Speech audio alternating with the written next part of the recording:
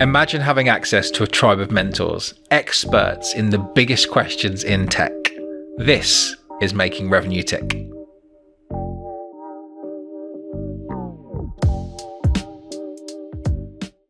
We've actually just finished recording. So Campbell, tell people what they're going to learn about in the next hour or so. In the next hour or so, we're going to talk about how to stand out in your marketplace and scale up your business from 2 to 10 million plus by developing a purpose, proposition, understanding of your problem space, and nailing your personality so that you get the types of positioning that reflects who you are at a human level and the culture in your business, is relevant for the brand archetypes that you're trying to build your business into, resonates with your target ICP and personas, but most importantly means that your audience recognizes themselves, understands how you can help them, and why they want to work with you. I love it. And it's all about helping founders and executives in businesses that are 7 figures looking to become 8 figures. And trust exactly me, that. This is a masterclass. So without further ado, let's roll the BT. Hello and welcome to Making Revenue Tick. I've got a wonderful friend of mine, Campbell Williams, on. Campbell, how you doing? I'm great, Rich. Thank you for asking. How are you? I am very well. We got connected through Andy Bannister.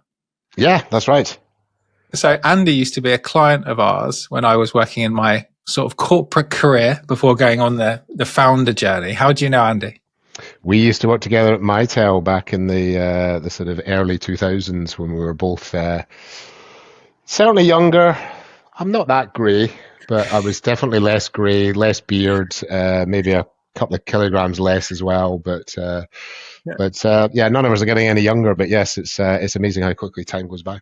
Yeah, absolutely. Well, Andy's a top guy, and when he recommended that we have a conversation, I'm so glad that he did, because we spoke about so many different things in that first conversation, and I loved your perspective, and I think we clicked on a lot of things, and also there's a load of things that you know in much more detail and depth than I do, and so for me, like the real purpose of this podcast is experts answering the big questions in tech.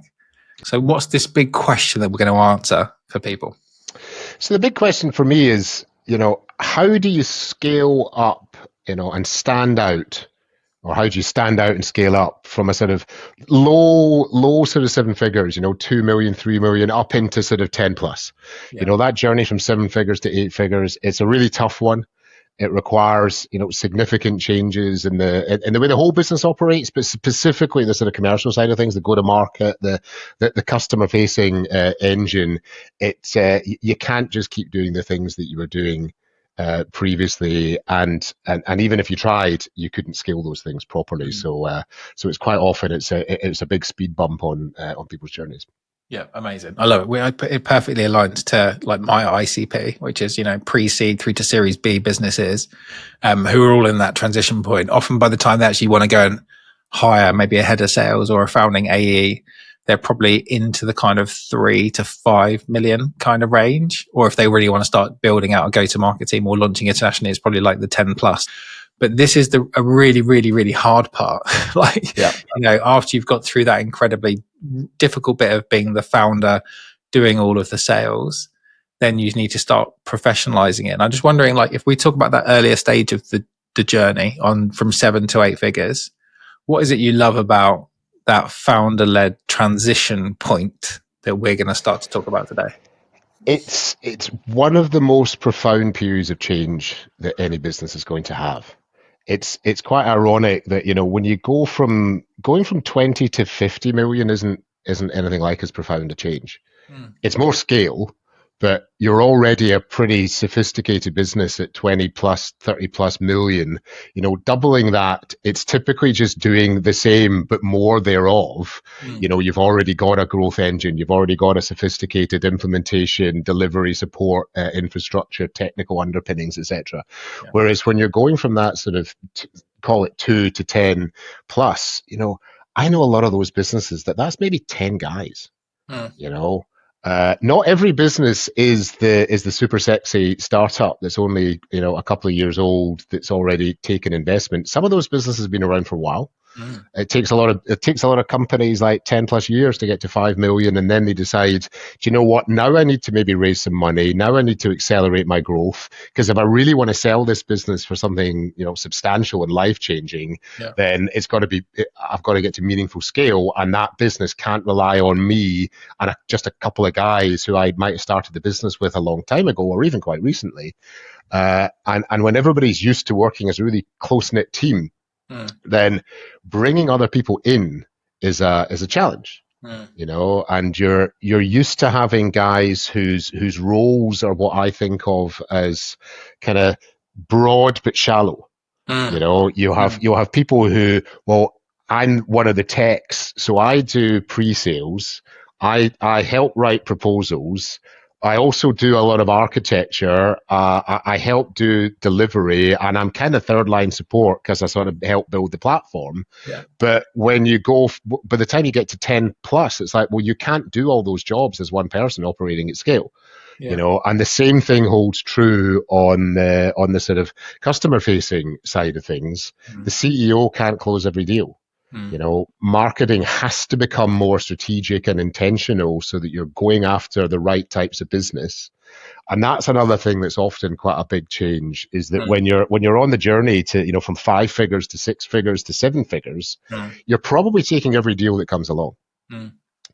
And you're not saying no to very much because it's all very opportunistic. Yeah. Whereas again, when you start to scale up, you've probably got a bit more of an idea about what good opportunities look like. You should be willing to sort of walk away from the wrong types of deals that are going to cost you money in the end. They're going to churn.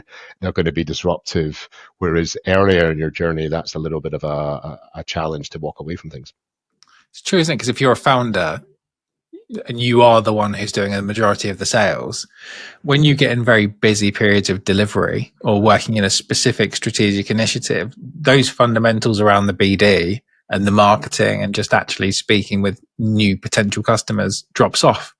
So when something interesting does come along, or you do a big scramble to try and find some things, or maybe you go to the right event or get the right referral partner, suddenly the floodgates come in and you want to take it all because you don't want to leave opportunities there, because you know that there might be a period of like famine or like, a slower period, or you might have a small number of customers. So if you did churn one, that might be 20% of your revenue. It's quite significant.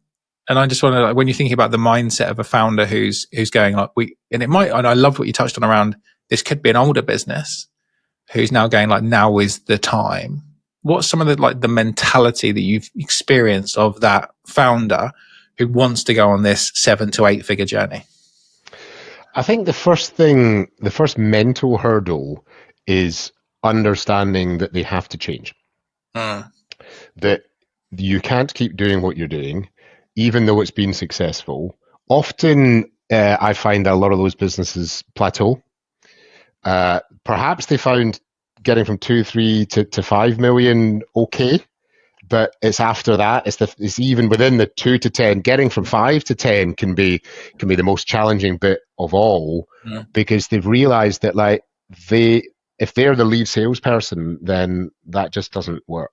Yeah. And they've probably started doing some marketing, and they're wondering, why doesn't it seem to be delivering the returns? Yeah. Why are we not getting people who've never heard of us coming to us? Because they're also used to sort of having quite a high batting average when it comes to closing deals, because when the CEO meets somebody at a networking event, like as you were just sort of discussing, well, there's a much higher chance of closing that deal, CEO to CEO. You're able to say all the right things about you're exactly why we started this business, and I'm gonna take a personal interest in the success of this rollout and all these things that simply don't scale. Yeah. And I've seen it from the other side when you're buying businesses.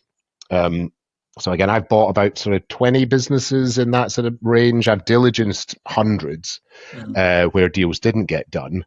And it's often the case that they really don't know how to build a growth engine that'll get them to the next level, and that's quite often why they end up exiting, because they're like, we've taken this far enough. Yeah. But what they need to get is that sense of, again, standing out. So what is immediately interesting and different about you, but most crucially, that people can recognize. Mm. So for me, it's all these things end up being P's. I don't know why this ended up that way, the 4 P's of marketing or whatever it might be. But to me, it's about purpose, proposition, problem space, and personality, getting those things right so that it nails your positioning as a 5th P. And that positioning has to do 3 big things. It has to reflect who you are at a human level, people and culture. It's got to be relevant to your chosen brand archetype or archetypes, and we can talk about brand archetypes in a second. And it's got to resonate with your target ICP and persona or personas, so that ultimately, whoever your audience is, they recognize themselves. And I tend to use somebody's website as a classic example of this. It equally applies with an investor deck. So I've done an awful lot of fundraising in my time, anything from pre-seed through to exit. I've worked in sort of director level positions in publicly listed companies. I've spent way more time than anybody should with investors of all stripes. But they all fundamentally think in the same way. And they're looking for the same things. And that sort of homepage above the fold versus an investor deck front page, you've got to grab somebody's attention immediately so that in somewhere 10, 15 seconds tops, I get what you do and why and for whom. So that, again, golden rule of sort of sales type stuff is remember your close. The close for the homepage above the fold is keep reading. Now, maybe a first time that somebody hits your website, they immediately hit the CTA button, but chances are they won't. But just keep scrolling. And the next thing they see needs to be that problem space type definition so that they immediately recognize themselves. So the first thought they have is, I'm in the right place. This business does what I'm looking to do. And then I immediately recognize myself in the problem definition so that I may already be comfortable enough to say, look, let's have a conversation. But ultimately, that immediate recognition of this might be a company for me, and it's in my language. It's not in your language. Too many businesses move immediately into the product pitch. And it's like, you haven't earned the right. You've got to take that person on a little bit more of a journey than just, and here's a shiny thing that you want to buy, don't you? When it's like, no, you haven't found out anything about me yet. And all of those softer things around, visual identity and tone of voice are really, really important because we're people. People buy from people, but we also have an emotional response to brands and to things that are like us. And we have an affinity to certain things on an intangible, frankly, illogical level. And one of the big mistakes people make with sort of B2B, particularly in marketing, but it's true across most go-to-market, is the assumption that in B2C, we're emotional and irrational and subject to sort of whimsy, but in B2B, we are like economists think people are, like, we are products of pure rationality. We tune out all of that surround sound and we just focus on price and performance and quality and all of those things, whereas it's just not true at all. I love what you've just said. It reminds me so much of one of the biggest sort of realizations I had and unlearning that I had to do. Is I was in a business for 12 years, the business that obviously I met Andy through. We're an outsourced go-to-market agency, and I'd spent 12 years learning all about how this business works intimately. We were working with all these clients, but we had like a brilliant process for everything. We were super process driven, super systemized, very, very good at what we did. Like our way of describing our value proposition was absolutely spot on, but it was really corporate. We were working with the businesses that had to be 100 million plus to meet our ICP. That was the smallest company we worked at, like Mitel, massive companies. They were probably one of the smaller companies that we had. And then when I left that business to go and start my entrepreneurial journey, working with this wonderful founder called Steve Bolton, the first business that he put me into within his portfolio was a digital marketing agency in D2C around e-commerce, like fashion, beauty, health, CPG type stuff. And the marketing that they did was unbelievable. And they told me about this big thing, which was the world of corporate and even television advertising was always this big idea marketing. Big tent, big idea marketing. We put all of our budget into owning a word, like the one, the Saatchi and Saatchi own one word in the market. Yeah. But direct to consumer was like micro moments, break ideas down into like 50 different things with like 20 different variations, and then just test it. And you might think creatively that one is better than the other, but you'll always be surprised by the thing that does best. And it might be this, like, literally just a person who's got your product and they're just filming it on their phone with no fancy editing, but that will drive $1 million of revenue. And it's like, and I love this, like, real people, real results, micro moments, the human side, and that every person's a click, and all these like fundamentals around marketing, which I'd never really learned. I'd never heard ever from 12 years of working with some of the best marketers in the world from a corporate perspective, which was all about what you've talked about. And I just wonder, when you're talking about this, like the emotional side of consumer B2C, which is seen as like not as good as B2B by B2B people, like what's your mentality towards it? One of the things I try and do, whether I'm sort of doing fractional stuff or I'm an employee, is how far can I sort of push the management team, or particularly the CEO or MD, out of their comfort zone. Mm-hmm. Because people are quite often quite safe when it comes to like brand and positioning and messaging and stuff like that. And I've got a kind of rule that if you don't mean anything to anybody, you're nothing to nobody. Yeah. So I use Marmite as an example. Yeah. And my running joke over many years is that if Marmite went to a management consultant, they would tell them, you need to do something about your recipe because half the market hates you. To which the correct response would be, but half the market loves us. Yeah. And that's the point.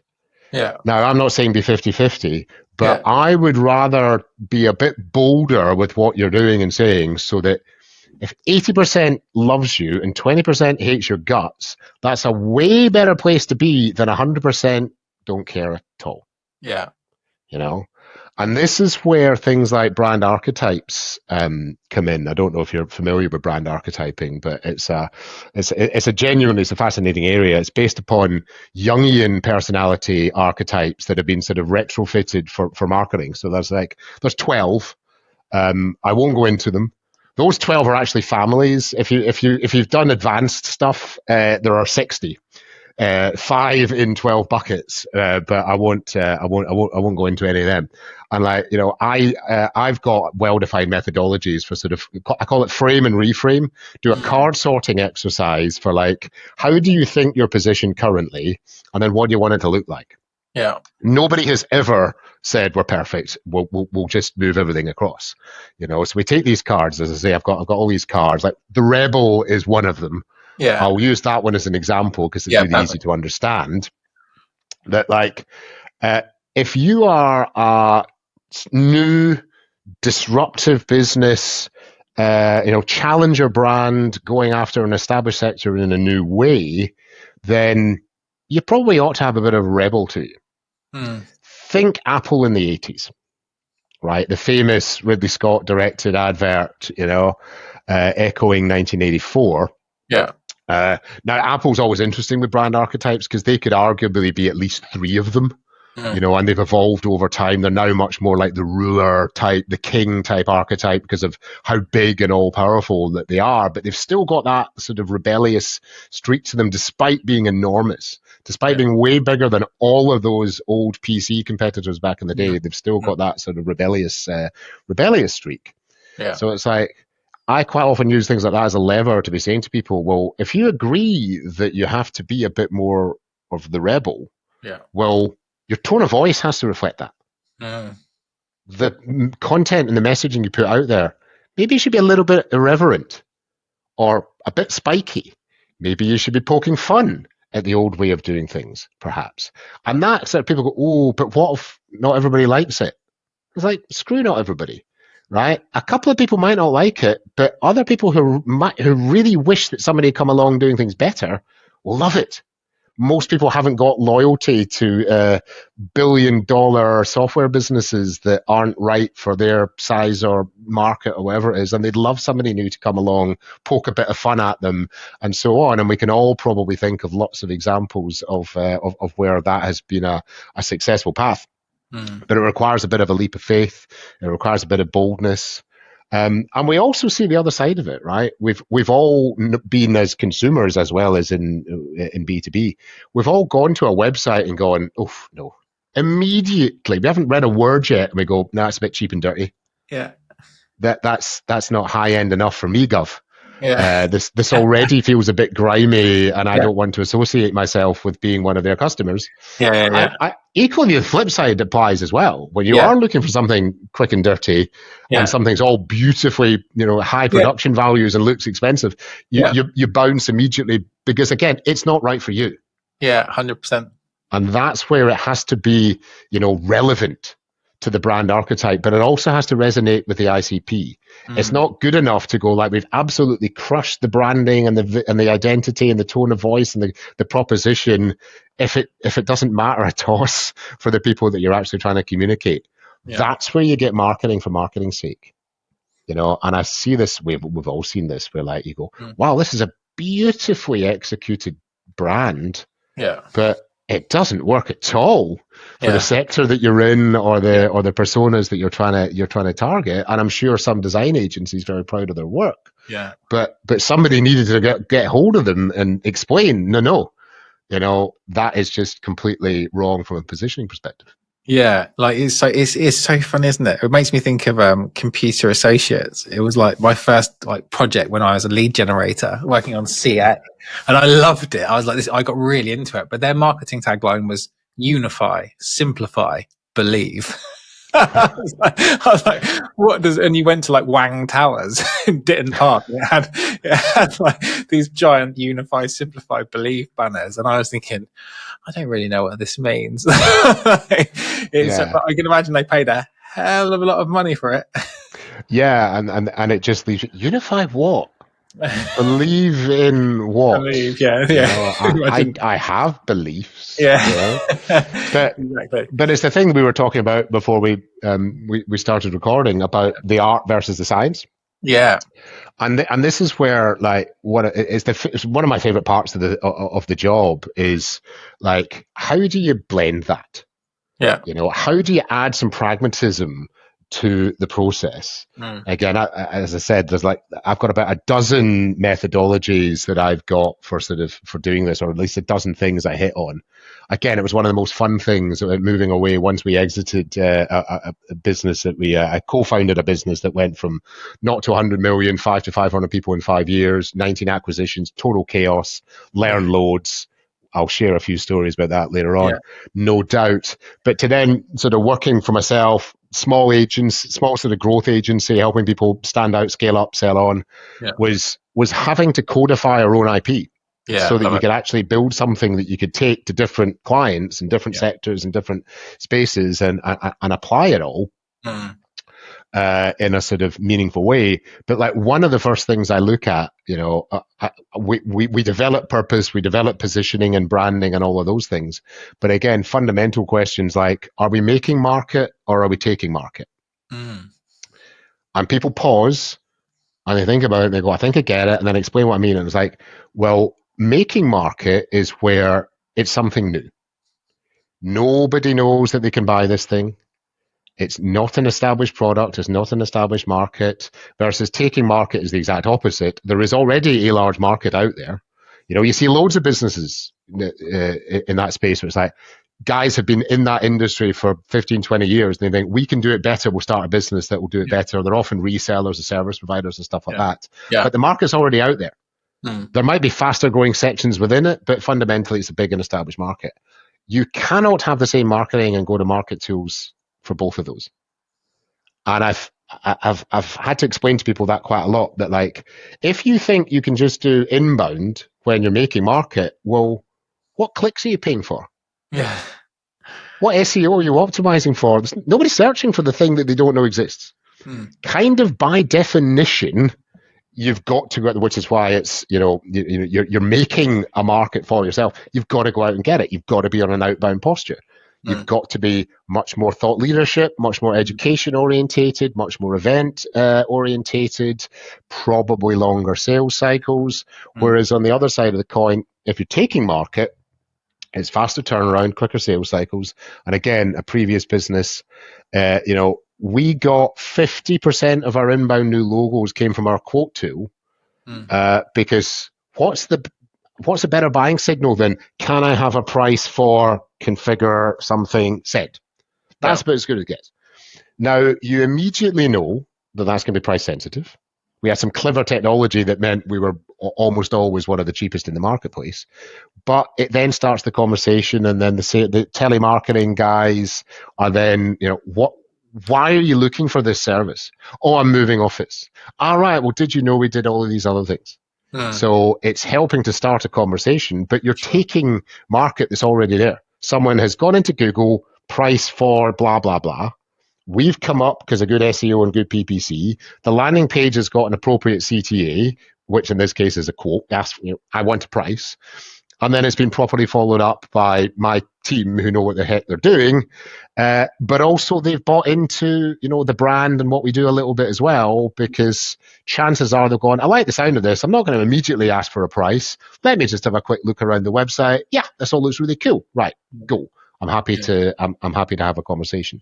Yeah. And that's where you can sort of get that blending the art and the science, the softer elements of sort of brand marketing and positioning with the realities of revenue marketing, because you're using the fluffy things to help drive, leads and qualified, inquiries. I love that. I love this whole art and science conversation, because like you say, most creative and bold decisions that define businesses would never get sign off if it was, we have to go and get an ROI. I know we were talking about it in the green room, so let's focus on that in a second. The example that I would think of is this podcast, right? So if I was building this podcast in a business, it would have been right, we need to go and drive leads from this. Like, let's make sure that when we get guests on who are ICP, then we do a follow up with them, and we're speaking to them and trying to get deals from them. And, what's the ROI of this after 3 months and 6 months? The goal of this podcast for us was, it sounds ridiculous, but it was the ROI for us, where the R was relationships. We knew that we would get the relationships. We wanted to invest in those relationships because we knew that if we do that, good things will happen. I don't know what they are. I don't know where it will take us. I don't know who we'll get introduced to. I don't know what we'll learn, but I guarantee that what we're going to learn, who we're going to meet, will take us to wonderful new places that we would never have imagined. And I don't give a toss if we never make money from it directly, because our positioning will change dramatically from the learning that we're going to go and get from being in the kind of company of people like you who've got all this amazing experience. Yeah, and you're immediately at the sort of top end of the value chain. You're in the sort of more thought leadership kind of box. It's one of my favorite topics to talk about is customer experience. Yeah, because I think as a sort of commercial go-to-market guy, I just get really animated about it. It's actually quite interesting. Just back to very briefly before I carry on that thought. Yeah. As well as making market versus taking market. Yeah. Another question I ask people was, are you in a market share or a wallet share space? Because again, recently that dial or that sort of slider seems to have gone way too far into purely a new logo customer acquisition piece. And I talk to a lot of people who say we're just not doing any customer marketing at the moment. So again, put a pin in that. I'll come back, come back to that later. But on CX, I'm a simple guy. I have a couple of slides that just basically break this down simply into 3 levels. The bottom level says table stakes and hygiene factors. The middle bit says value enhancers. Expected or desired value enhancers is the full box. And at the top is wow factors. At the bottom is where most businesses tend to live, particularly the larger ones. Now, table stakes and hygiene factors might be things like accreditations and qualifications. I've got ISO 9001 and 27001 and 14001, and we deliver SLAs and we hit our KPIs and we send you good, accurate bills. And the bigger companies get, the more focused they become on those things, because they're larger and uglier, and they have specialist people whose job it is to achieve these things. Yeah. It's what I have, occasionally call why BT gives bad service but thinks they don't. Somebody inside is crushing their KPIs and saying we're doing a great job, and in the marketplace they're getting killed. Whereas the really small business, the 2 million scale businesses, they know they're doing a good job of delivering service. They'd hear it immediately if they weren't. The middle bit, the sort of value enhancers, that's where you're starting to add, shockingly enough, more value. That's like, are you helping customers to understand the art of the possible from the stuff they've bought from you? Are they able to sort of get a good sense for what more they can do? Do we have good, strong personal relationships, good account management, et cetera, et cetera? And then the top box is the wow factors. And really, to me, that's, are we making you better at your job? If you're a CIO or a COO, whatever the customer persona happens to be, am I adding value to you? Are we doing events that you find are, rich and interesting, where I've like, you're not going to pay 10 grand to have an analyst come along, or 10 grand to have a sports person come along to an event or a roundtable, but I will. You're not going to get Microsoft and Dell and Google in a room for a roundtable. I will. Yeah. You will want to be in that roundtable, and you'll enjoy being part of the press coverage that comes from it. And none of it have I sold you a damn thing. Yeah. But really, that's a retention play as a minimum, and preferably it's an upsell and a cross-sell play. Because, in previous lives, I've focused on that when we've been integrating lots of acquisitions. It was frankly chaotic, and a lot of the table stake stuff just wasn't very good. But I wanted to make it as difficult as possible for a CFO to be told by a finance admin that this company is a pain in the neck to do business with, because trying to reconcile their billing is tough. But the CIO goes, do you know what, I really don't care, because they add a huge amount of value to me personally. They add a huge amount of value to our business. They're really impactful upon our strategy. Yeah. I'm part of a community of other CIOs in similar sized businesses with similar sized challenges, where, again, I get a huge amount from being a part of that. So I'm not leaving them. Yeah. Just put up with the niggles. They've promised me they're working on it. They'll get through them. We're not changing supplier. Yeah. So thinking that sort of top down and exactly that, like, you've got no idea. I can't put a value on it. But are those cohort of customers, do they stick around? Do they buy more from you over time? Yes. Well, that'll do. But again, it's helping with your thought leadership. It's helping with your positioning. It's helping put you up the food chain, that you're not just, because if all you've got is down there, we all know those stats about customer satisfaction, that 5 out of 5, 5 stars on CSAT, very loyal. 4 stars are 80% likely to churn. People think 4 out of 5 is good. It's like, nah. You're just one. You're doing okay, but as soon as somebody comes along that's offering a little bit better, I'm still a churn risk. It's interesting. It just made me think of a couple of things. You told me a story in our last call about you going to an event and the question that you asked everyone around the table. Could you tell us that story? Was that the one about the website personality, or was that? It was about like the question that you asked. You went to an event recently, and you were surrounded by very interesting people, and you asked a question to everyone. That weren't expecting. I asked several. One of the ones that I like to ask people, again, talking about that sort of personality piece, was like, I phrase it in different ways depending on how inelegant I'm feeling. But like, if your website was a person, would you like to go and have a beer with them? My inelegant phrasing is your website a bit of a dick? And it's that idea that a lot of people's websites end up being very boastful. And again, imagine it was a person. I've just met you, and all you're doing is talking about yourself. Yeah. You're making huge assumptions that you know me. Yeah. You're telling me that you've got the solution to my problems without even asking me what my problems are, or at least qualifying what those problems might be. And, all you're doing is talking about yourself endlessly. Whereas what if your personality, what if you were a bit more open and you're asking questions and you're expressing concern for my problems, and sort of, well, we've helped other people with that before, and here's some of the outcomes that we've helped other people to achieve. How interested would you be in achieving similar sorts of results? Yeah. It's like if a sales guy in a meeting behaved like a lot of people's websites, you'd fire them immediately. All closed questions and assumptive statements, and forgetting two ears, one mouth. You'd give them a clip round one of those ears. Yeah.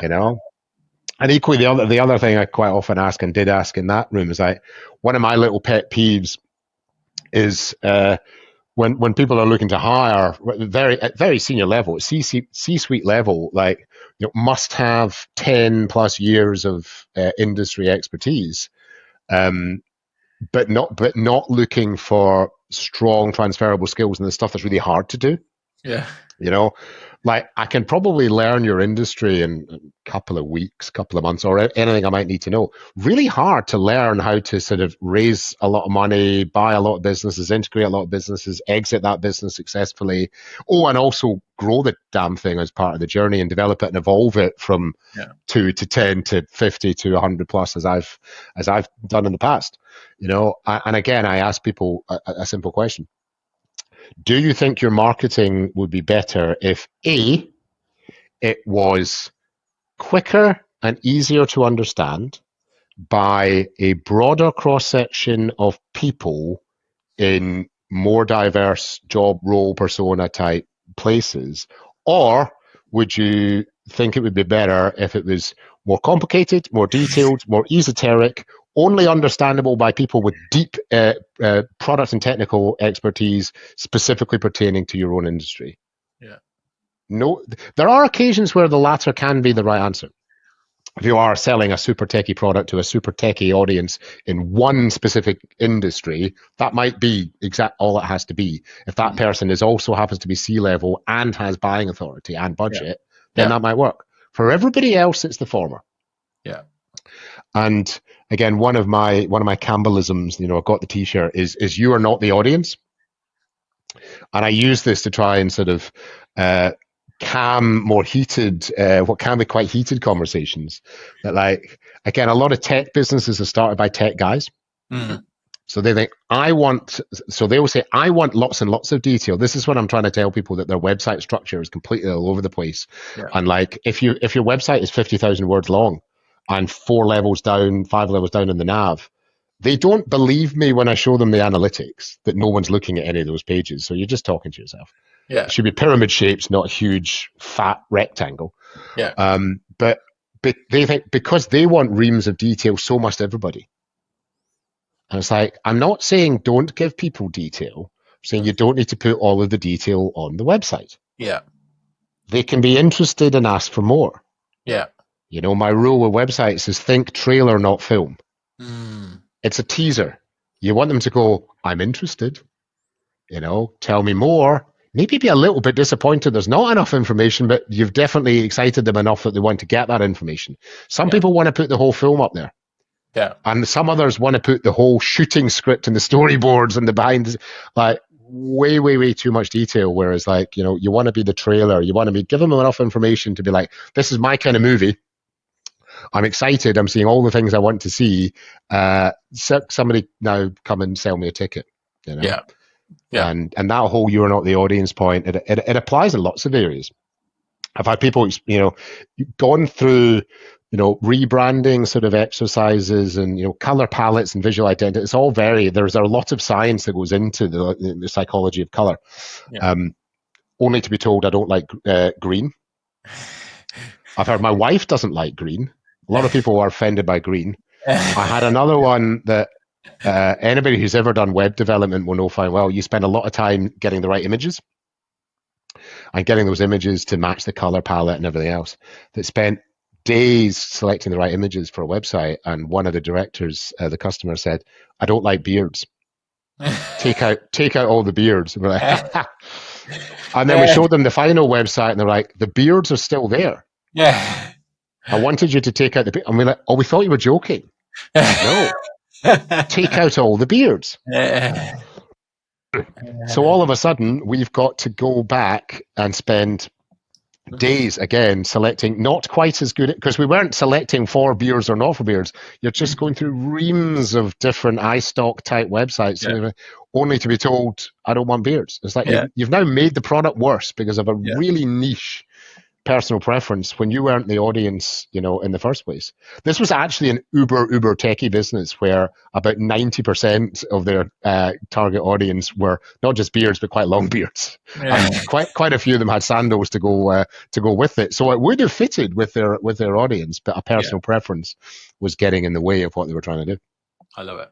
I love it. I love how you think about things in frameworks, and you talked about this whole like turning your IP into, basically productizing the business and turning it into, my old CEO used to say, people love to think in shapes, like turn things into triangles, squares and circles, put them in a flow, and people go, oh, that makes sense. Like when you explain a complicated thing and say, oh, that for us is a 3-step process, or there's the 4 P's plus the 5th P. And I love when people think about business in that way, because if you can simplify things down into shapes and simple frameworks, it's not only much more memorable, it's so much more easy to follow. And it says that someone's put enough thought into something. They understand it well enough to be able to simplify. And I think a lot of websites, particularly websites, if we're talking about this topic, it's just they've thrown everything randomly and glued it together. And there's very few websites that have a process and a framework that's actually interesting. Like if you look at any recruitment business, it's like, we attract, then we, hire, and then we retain. And I'm like, every single recruitment business says the same thing. And why do you love this topic of like turning IP into productization of frameworks? I think ultimately it's about getting to the right answers and the right solution for whether it's my customer or my, employer. And helping to make complicated things simple is a good skill in marketing and commercial stuff anyway. Yeah. And helping to settle arguments, frankly, sometimes. Because again, another thing that I look at with people a lot is like horizontal versus vertical markets. Okay. So are you a horizontal product that like applies to everybody, right? Everybody needs a CRM or an internet access pipe or whatever it might be, or are you trying to go on an industry sort of level? And often businesses assume that they have to be a vertical play or play lip service to it. So the dreaded industries drop down that's got 20 different, it's like if you're in 20 different industries, you're not a vertical play. It's just topped and tailed by somebody like me has put some marketing fluff in the first paragraph, then it's the same, and then some marketing fluff in the bottom paragraph, and nobody ever reads those pages. Yeah. And I have a standing bet with people, and I've never lost this bet. If you've got like 10 plus industries on your website, said, I guarantee you they are the lowest viewed pages on your top nav. I guarantee you. And then we fire up Google Analytics and it's not even close. Yeah. And it's like, unless you have deep sector expertise, probably in technology, like real vertical integration into the line of business software and understanding of processes and really how you can make that industry and only that industry work differently with your software, then it just doesn't matter. You're a horizontal play. You're way better off talking about use cases. You're way better off talking about scenarios, use cases, and outcomes, because that's what people are buying. That's the pain, that's the medicine, that's the feel good, the transformation. That's a way more important thing to talk about than just paying lip service to industry type things. So as I say, sometimes it's helpful to arrange your go-to-market or your sales engine around verticals, because it's just easier if you can talk the language in the business in that vertical. Sometimes it can work against you. I had in a recent company I was CCO at, they had specialisms in a couple of public sector areas, and we lost several deals because in social housing, because they said, we don't want to be like every other housing association, so we're going to go with somebody who's never worked in that sector before. Because it can be disadvantageous to say, look at all the customers I've got in your sector. And again, true story, when again that business I co-founded back in 2011 and we exited a few years later, I spent a few years running the transformation team, integration team, getting it ready for exit. And part of that transformation stuff, we were shopping for a CPQ tool, configure, price, quote. Really cool stuff, because as I said, we had a quote tool already. We wanted a badass one. So I did some long listing because, again, I find it great fun to put my buyer hat on because I can use the hunter turned gamekeeper thing to go, look, I've been out there buying software and this is how I long list people and this is the process we went through. Yeah. I helped with long listing, then I turned it over to my experts because I was completely unqualified to add any value, and they were assessing things functionally, technically, and then shortlisted companies came and pitched to us. And one of those companies kind of did the standard kind of opening cred, history, logos, verticals, and they were like, we've got several customers in your space. And I was like, let me stop you right there. For one thing, if you try and explain to me why you know more about my industry than I do, you're going to piss me off.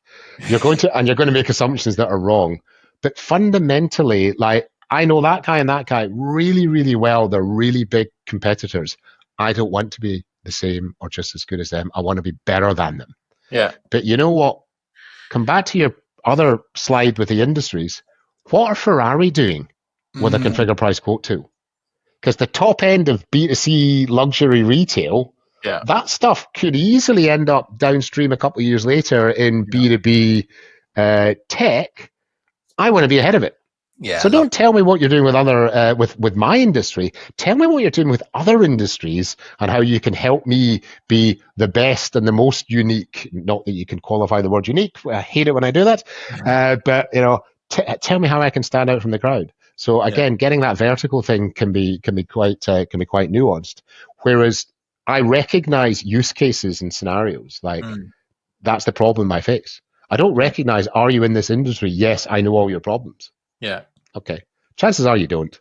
And by the way, I don't need to hear it from a sales guy at a software business what my challenges are. I'm fully aware of them. Thank you very much. Yeah. But can you tell me what the use cases are that resonate with me, and therefore what you can do to help and the outcomes and so on? I love it. I've never heard anyone describe it that way, ever. And it's brilliant, and it makes so much sense. And I've definitely made that mistake. Luckily, I don't have industry drop downs on my website, and my use cases need to be updated. But the amount of times that I've seen those websites, goodness me! It reminded me also that Jay Abraham talks about funnel vision versus tunnel vision, and he talks about how most businesses are obsessed with them and their like closest competitors, and we have to win against them. So they're just always like stealing each other's people, stealing each other's ideas, stealing each other's customers. They're just obsessed with trying to win that game. But Jay Abraham says if you go for funnel vision, and you look out who are the best in the world at doing this thing, and he's written a book called The 93 Referral Systems, where he's literally gone and interviewed all these different industries around the world and gone, how do dentists get referrals? How do manufacturers get referrals? How do garages get referrals? Because they live off referrals as businesses, a lot of these like type small mom and pop shops. But the idea could be so simple that if you plug that into a different environment, it could be completely revolutionary.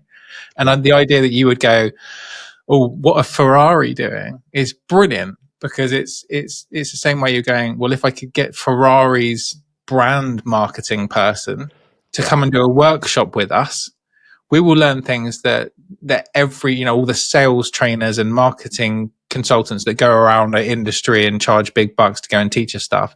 If everyone's learning the same stuff, how on earth are you going to be different and like spark a completely random idea that you could connect in your own brain? And I guess that's what you're looking for, right? If you're in a business, you're not looking, like you say, you're not looking for someone to come in and go, here's how your market operates. You're going, give me an idea that I might not have thought of, because I will know as the expert how to connect that in my own business. So you're sort of bringing them interesting things rather than telling them how they should do it, right? Well, exactly, and it's working out where that common ground is, and it's not just you with them; it's them with the rest of their potential peer group. And what you were just saying there reminded me of 6 Degrees. Again, as is always the case with these sort of, when you're one of the founders, one of the leadership teams, you have an idea of things that you want to do, you end up just going, I'll do it, I'll start it, I'll run it, sort of thing. And in the sort of second phase of our evolution, I wanted to take customer experience really, really seriously. So I sort of started and ran the customer experience team. It was mainly to look after our sort of top 100 customers who were staggeringly high number. I think it was half of our revenue was in our top 100 customers. And one of the things I wanted to do was build a customer community. And I realized pretty quickly that to build a really good community, I needed a really good inner sanctum. So I found a bunch of really friendly customers. We booked a nice restaurant at the West End for a boozy lunch. We all had too much wine, and I found out what they really thought about things. One of the things that they thought was, again, they don't care about the industries that other people are in. They have more in common with those who are the same sizes of organizations. So again, our sweet spot was mid-market, 100 to 1,000, particularly around 500. And we had a lot of those customers that were in that box buying similar sorts of solutions from us. But the other thing that I learned from them was that they cared way more about our people and our culture than I ever gave them credit for. And I'll always remember exactly who it was, CIO at an insurance business. And I was like, well, why? I said, it's like, but if you look after your people really well and you've got a really strong culture, they're going to stay and they're going to deliver really good service to us. Yeah. And I was like, whoa, that's really obvious, but really awesome. Yeah. And shortly thereafter, when again, as part of heading towards exit, we did a big rebrand, went much bigger, much bolder than we had done before because we thought we'd earned the right by then. And a new website, it was like, I wanted 40% of the website to be sort of talking about people and culture. Yeah. Because I thought that mattered to people way, way more than and I binned off all the vertical stuff. I was like, we're in every vertical, who cares? But who are the people who are looking after you?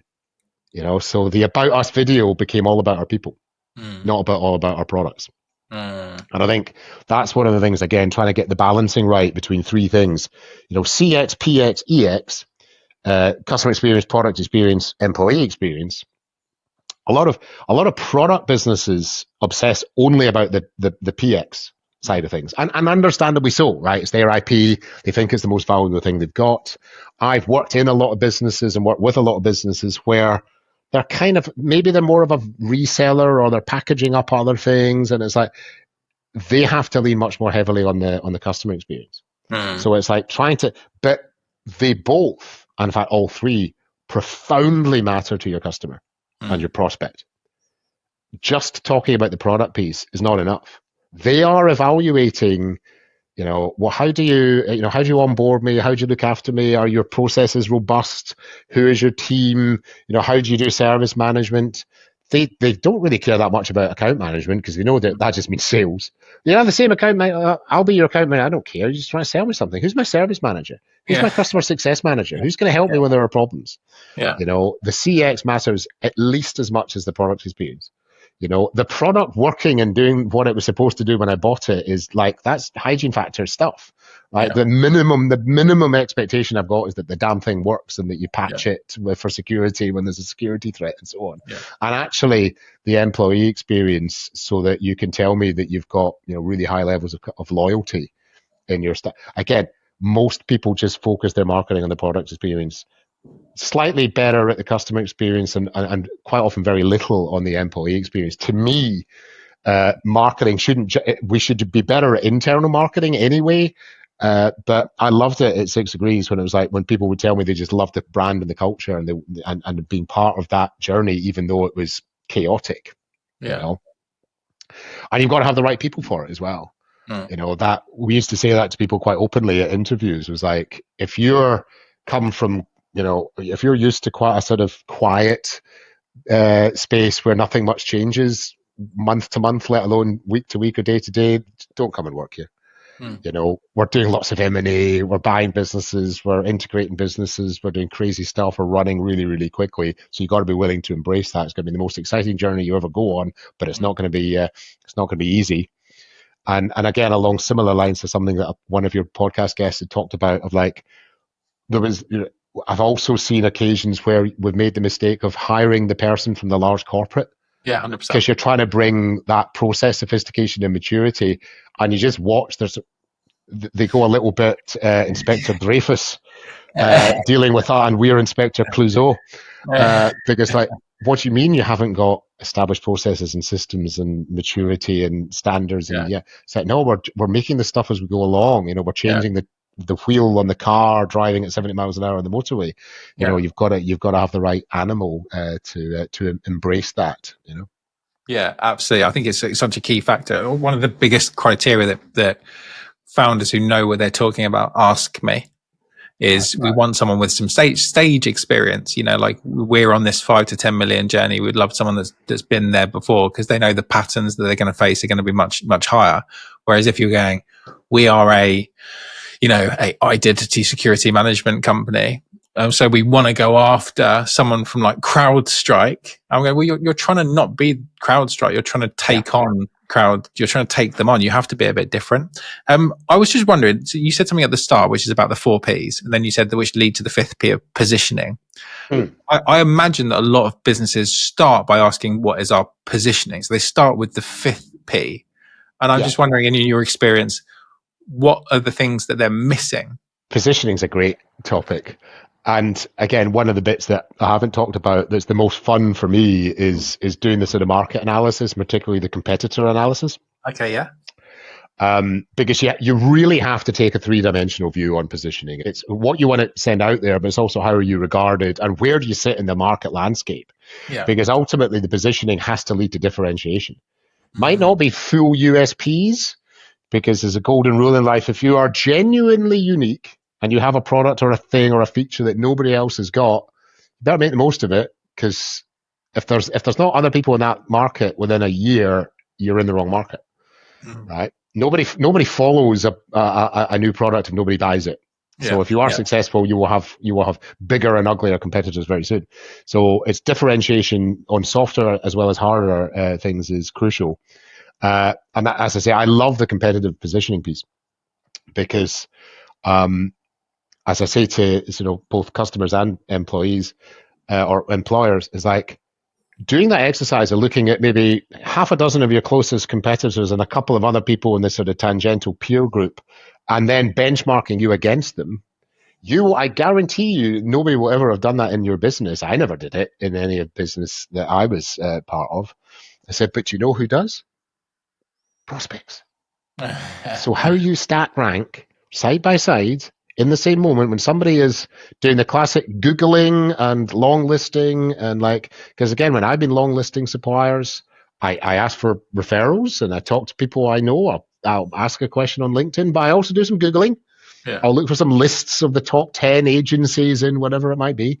So I'll approach people cold, and they might win. And I have given cold people, the people who I found on Google have got business out of me versus people referred to by people I trust, because I'm making I'm keeping my own counsel. So that point about how do you position against them, it usually makes it a lot easier to have the conversation about, and now you need to change. Mm-hmm. I was very proud. One of my proudest little moments with it was a MarTech business I was helping them with a $30 million Series A that had a $20 million follow on and led very quickly to a $60 million Series B. It's a great business. Their CEO was suitably chastened when I showed a bunch of competitor websites and then basically picked his website apart. He was like, I can't live in this world. He was going to do a website refresh in 6 months. He brought it forward to we're doing it immediately, and I'm not going to push ahead with the fundraise until we've made some significant improvements on this, because I can't have would-be investors doing it, because you're running so quickly. Yeah. And I had that constantly in my businesses that I wish I could go back and revisit the website because it doesn't reflect who we are right now, but I haven't got time to do it. Yeah, 100%. I could have possibly done with some external help to do it, but there you go. And again, and the final point on that positioning is I also love doing customer research. Yeah. And interviewing customers, because not enough people do it. I'm being very guilty of that myself. I have, that expression, I can never remember if it's Gary Player or Arnold Palmer, but the more I practice, the luckier I get. Yeah. I say the more customers I talk to, the smarter I seem to become. Yeah. And we did a project in one of my little agency businesses with it's a multi-billion-dollar publicly listed fintech business that did one project in EMEA that it got to the North American organization, and it was like, what do you mean our marketing's crap? But it caused shockwaves. And they were like, what do you mean our customers are saying these things about it? And then they paid us to do a deeper dive into customers because they could not believe that their product positioning and marketing messaging was so misaligned with what their customers thought. Yeah. And that's really quite common. Like that's the sort of other dimension of positioning. It's not just what do you want to put out there. It's not just where you sit in the market, but it's like, how do your customers actually perceive what you do? Because that's the reality. When they're talking to your prospects, when their prospects are doing reference calls, that's what they're going to say. So it's either what you want it to be, or there's something out of whack in your positioning. But you've got to have that 3-dimensional view to get that positioning piece right. What are some of your favorite ways of taking what you learn from customers and then turning that into proposition and positioning? So let's say a founder is going to go out there and get the real life view in the words of their customers of how they're perceived and what they do and all these interesting questions that you've raised. How could they turn that into value? Yeah, I think that's really a really good question. He said, spinning his wheels, trying to think of a really good answer. But I think a lot of where that value comes is that suddenly you've realized what your differentiators are. Because a lot of businesses have a good sense of what their differentiators are, and it's just a bunch of Me Too stuff. And actually hearing from the customer why they bought from you in the first place, what they like about you, and why they stayed and why they bought more, those are your differentiators. Yeah. Especially if they've bought stuff from other people, and actually making that part of your messaging. It doesn't have to be 2,000 word, 5-page case studies. It can be, really, really punchy quotes and testimonials and stats and things that, here's the value that we got out of this business. We got a 300% return on investment. We like numbers. As humans, we're built to believe numbers and distrust words.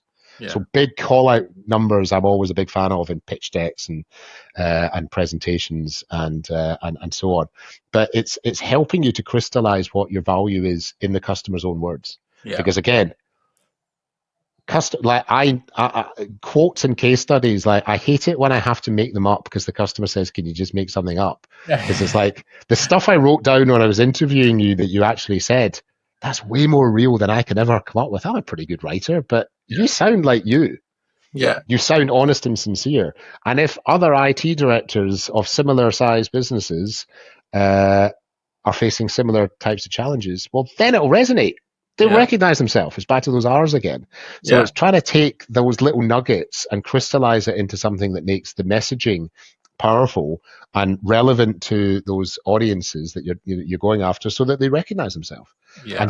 And again, it's the reassurance that other people have faced those challenges and you've helped them overcome them. Yeah. Because one of the most fundamental positioning and messaging mistakes people mistake is the story brand stuff, that the customer's the hero, you're the guide. Too many businesses want to make themselves the hero. Yes. And it's that whole me too. It's me. Look how great I am. No, it should be you. It should be, here's how we can help. We've walked this path before. We know the way. You've got to be Gandalf, not Frodo, or Obi-Wan, not Luke Skywalker. Pick your favorite hero going on a hero. There's a reason why the hero's journey is such a staple of cinema. And a classic 3-act structure. You've got to be taking them on that. It's not about you, it's about them. Yeah. It's about making them better at their jobs, about helping their businesses to be more successful. It's about adding value to them. You're just the enabler. Don't talk about yourself, talk about them and how you can help them. That's a fundamental piece when it comes to positioning and messaging. It's like you said, isn't it? How do we help that CIO to, win in their business? And I love it. It's such a good thing. I've developed a bit of a hack for this, which is the podcast. I massively road test new product ideas and positioning with guests, right? And then they'll be like, "Oh, that's like that," And then I've got these wonderful quotes. So I've just launched this thing called the multiplier matrix. This is I'm not trying to use your pod to pitch my thing, but I think it will tie nicely in. It will tie nicely into the topic, which is, I was like, recruitment is all the same. There's 27,000 recruitment businesses. How on earth do I stand out? Yeah, I've got 17 years of being a tech leader, responsible for revenue. But again, so other people could do that. And I'm going, actually, I think a lot of people overcomplicate this. I've got this way of defining people as 4 types: adders, subtractors, multipliers, and dividers. and everyone can understand that conceptually, and it's very simple to put into a model. But I've spoken to, I don't know, 20 different guests about that model, and like just got the reaction of people and what they've said. And then I've used those quotes and asked them for permission to then put that onto the assets that I'm building around it. And the language that they've used to describe the thing that I thought of and what it means to their business and what a divider was when they made that mishire. And when they hired a multiplier, the impact they made. And when they hired someone who was just more of an adder, why they were disappointed and why that wasn't success for them. Like the language that they've given me is infinitely better than I could possibly have ever come up with, because they're giving me like their own use cases of it. Yeah. And then when I use the quotes to tell other people about like what the connections that people have made through this very simple model, I've now got something that I think is completely revolutionary and wonderful in the market. But if I'd spent time just myself trying to write that, or maybe, you know, got my team of people and we'd got around in a room and done an offsite to try and brainstorm all the things that we think the market needs and why this is different, it would have been crap. And I just like it made me think about how that you can create situations like a drunken lunch in the West End, or you could create a podcast. And what are some other ideas where you could create scenarios where you can get that feedback from customers? Oh, I think that's awesome. I mean, what you've done there effectively is like you have kind of codified your own IP. You have reframed the problem into more of a, you know, scenarios and use cases, and you're using somebody's previously negative experience against the competition. Yeah. You know, you have framed the current pain points with, you know, traditional recruitment, explained how you can transform that, and they can imagine how happy they'd feel because that now we've got people who are adding value as opposed to subtracting value. What does a multiplier do? Okay, I get that. Suddenly you're different. Yeah, because again, you've already crossed the Rubicon in terms of your own differentiation, and maybe you add the podcast. Then again, you're sending the message that you're well connected, that you're putting stuff and thought leadership out there into the world, even though there's no direct, you know, path to sort of revenue. Yeah. Although there clearly is an indirect path to revenue, and I think that's all sort of fantastic. What was the question again? I love that. I might have to use that in my marketing. But it is so true. If you can like simplify the problem and then get other people to say it's a wonderful thing. I was just wondering, you talked about like obviously getting a group of people around like for a boozy lunch to get like to learn exactly what they really valued and this whole thing that they loved your people and the fact that you care about people. I've talked about that using a podcast to go and socialize ideas, and like the actual, you know, like this whole topic that we've covered around getting the perception of your customers so they can tell you why you're different and why they chose you. What other ways can a founder practically take action from this podcast to create environments where they will get that feedback in maybe a different way than picking up the phone? Yeah, I mean, I think there's a mix of stuff there. There's the very vanilla sort of CSAT, NPS type things is at least a feedback mechanism. I've always preferred the qualitative side of things to go with the, you know, quant data can be useful, but again, getting them in a room, you know, parts of like, you know, you start with the customer community, but then you start like going, do we want a user group? Do we want to get really, really detailed in terms of we share a bit about our product roadmap? You tell us what you want. Right. Yeah. If you want to sell more stuff to customers, if you ask them what else you want, you know, as a minimum, ask them what's currently frustrating them.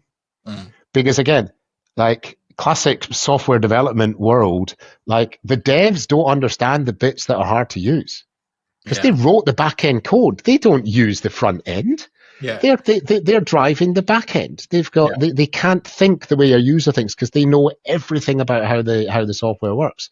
Whereas actually just sitting down with the user and going like, tell me where you're finding this hard in a workflow. Yeah. How can we make it easier? How can we simplify things, automate things, take steps out of the process?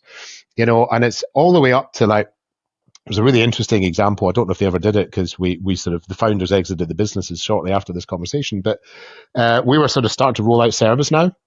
Okay. to do service management. And again, we were sharing our roadmap, not just for our own products, but also our systems roadmap. How are we trying to build a better business to support you? And there was a couple of them said, well, we use ServiceNow as well.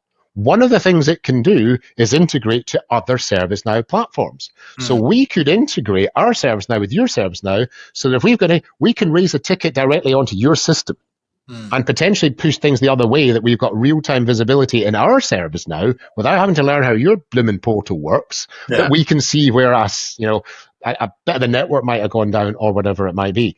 And the customers themselves were building solutions to problems that they didn't have 10 minutes ago about making their life easier, you know? And again, that's another of my little shorthand things is, again, I've heard other guests talk a little bit about some of this stuff as well. But, you know, aspirin versus vitamin.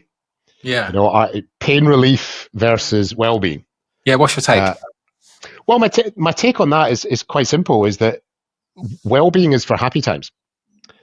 It's like, don't be in a training business during a recession, because it's going to get cut. You can tell all the ROI tales that you want about why this is exactly the time you should double down on your staff and get more out of the people you've got, yada, yada, and it's getting cut. You want to be in the pain relief space as much as possible. You want to try and turn well-being concerns into pain relief concerns. The more pain you can develop, the better. You know, legal and compliance and regulatory things are really very, very painful. I'm gonna lose my job. I might go to jail. You know, really top of the pyramid of fears. So the more you can sort of build pain points in there, the better. But it can't be fluff. Yeah. You know, and again, like where is the value chain as far as people are concerned? You know, when I used to do sales training, you know, talking to, like, it's mainly IT, you know, a lot of IT in my background. You know, if you're trying to persuade an IT director to go with you, not somebody else, their number one concern is don't get me fired. Yeah. Number two is make me a hero. Yeah. But number one is don't get me fired. You mean it's not like optimize their workflows and streamline their efficiency? Yeah, it probably isn't, you know. Because that's what the websites say, right? Yeah, exactly. The website says we have thingy optimization solutions. I woke up sweating the other night just because I couldn't streamline my efficiencies, Campbell. Yeah, I always come to work looking to looking to do that. It's the only thing that gets me out of bed in the morning. You know. Let's talk about the one more topic which I think would be really interesting, which is like the human side of all of this. I think there's like a perspective I'd like your take on, which is we're seeing a rise in like founder-led brands, right? You talked about wanting to help founders to like push into the areas they find uncomfortable. And it is this whole wonderful thing that we're seeing in the market that now corporations aren't these faceless things hidden behind websites and big marketing campaigns and TV advertising. It's like there's a human showing up and turning up on LinkedIn and building a following and becoming a thought leader. Like, what's your view around how important it is that a business has a human figurehead? I mean, the importance of being human, I think, was my final bullet point. I don't know if we're using. Are you looking at my screen? But I think that's absolutely crucial. And again, it's one of the big challenges when you go from that very founder-led business to more than just the CEO being the key customer interface. Is you've got to you've got to have that human touch. People buy into the idea, but they buy into the people. Investors buy into the people. You know, most investors will tell you that they're more often than not, they're buying the person or the management team. They're buying the people as much as they are the product and the market and the idea and so on. So it's hugely important. Customers and prospects, as I said, are buying into culture. The CEO is always on a different pedestal to anybody else, but I've seen it in other businesses that the difference between being a founder, a shareholder, you know, versus even any other C-suite member, that carries a lot of weight with people. When you can say, yeah, I'm one of the founders of the business, I'll be your exec sponsor if you go ahead with this deal with us, which I hope you do, then, you know, I'm now the face of that business at a senior level that's absolutely critical to that prospect. And it's one of the things I really learned, you know, buying businesses, is once you exit those founding MDs, it's usually MDs at that scale of business in those days, they're all CEOs now. We've all gone very American. But when you exit those founders, the customer experience can drop quite dramatically. Yeah. So it's like my pitfalls in M&A is a podcast in its own right. But let's say you used to spend $2,000 a month with somebody in a £5 million turnover business. You're probably a good spending customer. You're on first name terms with the MD. You've got the mobile number. Every 3 months, you take me out and play golf with me. You know, we might go for it and have a couple of pints. If there's ever a problem, I can call you anytime, day or night. It's really tough to go from that now you're part of a £50 million business, and it's like, hi, I'm your desk-based account manager, and I don't know anything about you. Yeah. Suddenly, I don't feel the love, right?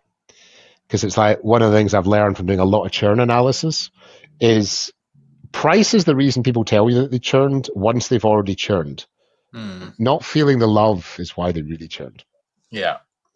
You know, you used to care about me because, you know, you were a smaller business and I was a big fish in your little pond, and I got a lot of love and attention and so on from you. That ended up being the top of that customer experience hierarchy because you were making me a better business and you were really helping me and my team to be better at their own jobs. Yeah. You know, and now you're part of a large, now you've either grown organically or you've been acquired or you've grown through, inorganic means. I just don't feel that love anymore. So the lack of love caused them to go out to the market. And then they found out that I'm paying way more than market rates these days, right? I'm out.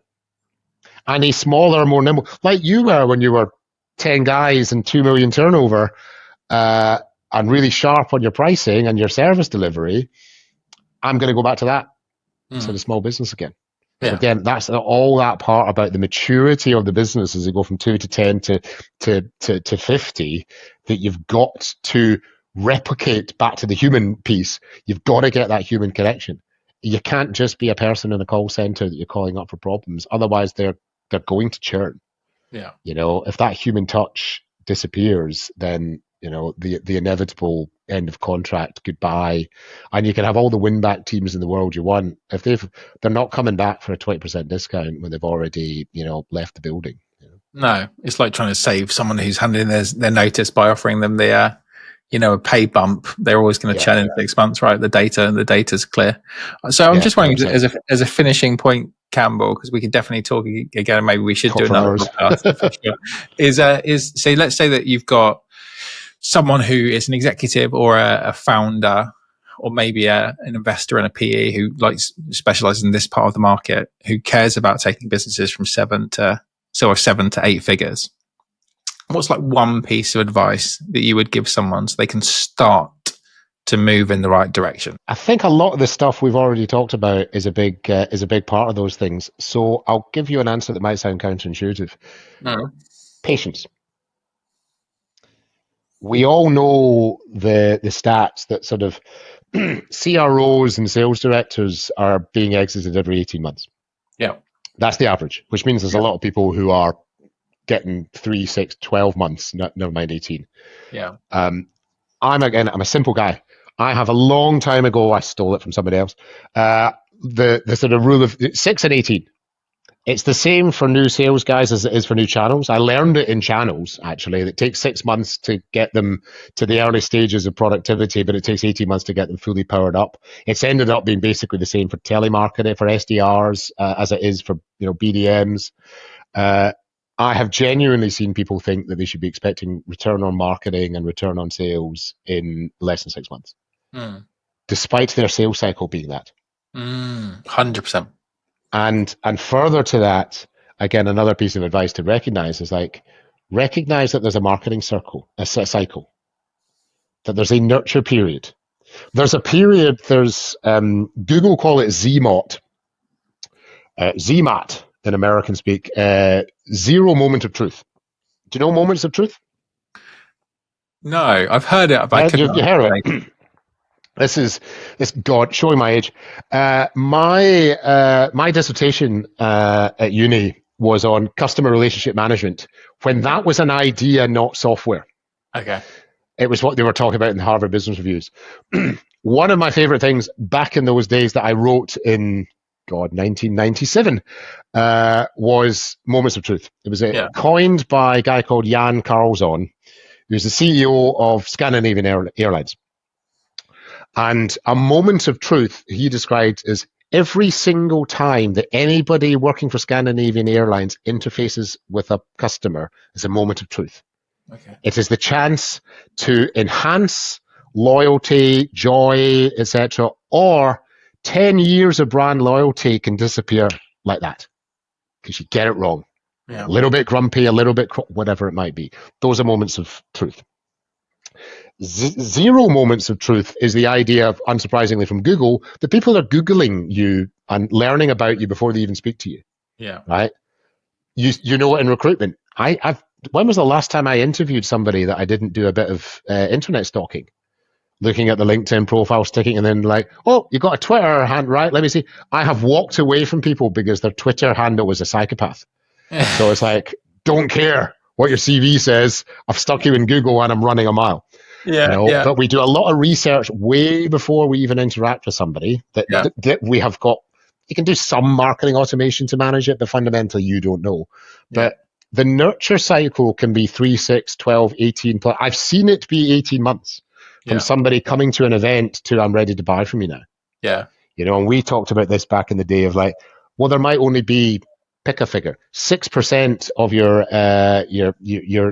SOM, your obtainable market, or your SAM might be ready to buy. So your SAM might be this big, but the SOM is only 6% of it or 10% of it because of cycles with other suppliers.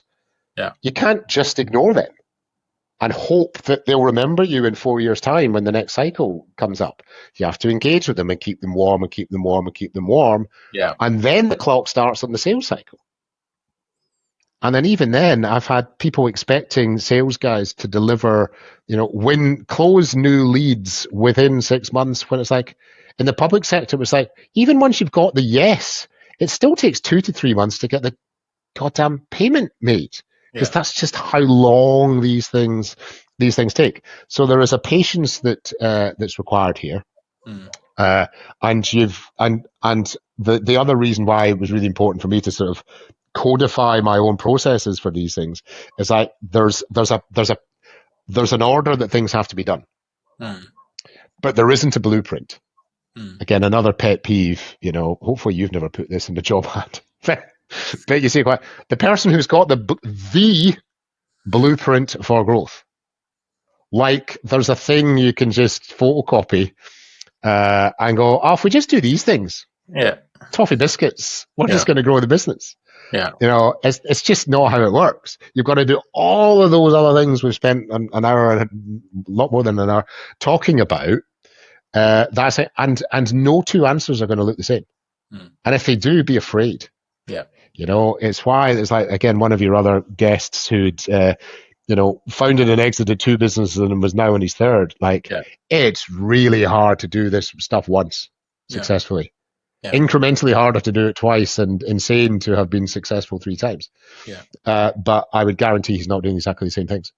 No. Because I've seen a lot of people make that mistake of like, oh, we did this 10 years ago and it went really well. Let's just, we sold the business and a couple of years later, let's start anew and let's just do exactly what we did the last time. It's like, well, chances are the markets, even if it's exactly the same sector that you were in before, chances are the markets moved, technology shifted, customer expectations aren't where they used to be.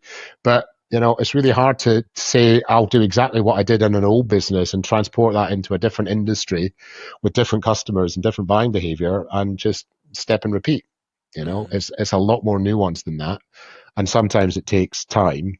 But again, people like me, as I say, whether it's fractional or full-time employee, the fact that I've worked with 50 plus businesses, again, that same guest was saying that he'd worked with a whole bunch of startup founders and scale up businesses and learned way more by working with a whole bunch of them than they ever did working for his own business. My experience has been the same. I've learned an awful lot more by being a supplier, advisor, contractor, call it what you will, to dozens of different businesses in all sorts of sectors and spaces and business models than I ever did for the half dozen people where I've been on their, been on their payroll. Yeah. And there's a lot of commonality. Yeah. But the idea that one size fits all and you can just take your blueprint from the last time it worked and just sort of apply it to a different business is insane. And good things do take time, You're not going to, and again, I've often had conversations with people and it's like, But if we make these investments now, we're not going to get the payback until the next financial year. It's like, yeah. But that's my money.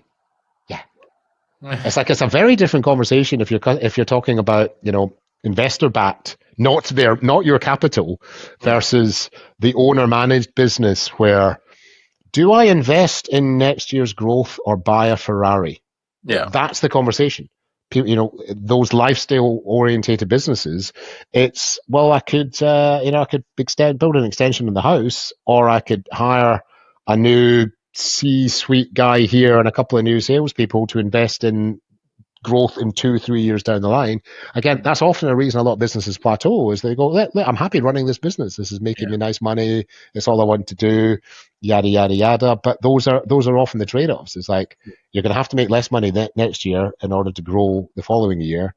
And not everything you do is going to work. And not everybody you hire is going to make it. And even the ones who make it, they're not going to last the full length of the journey.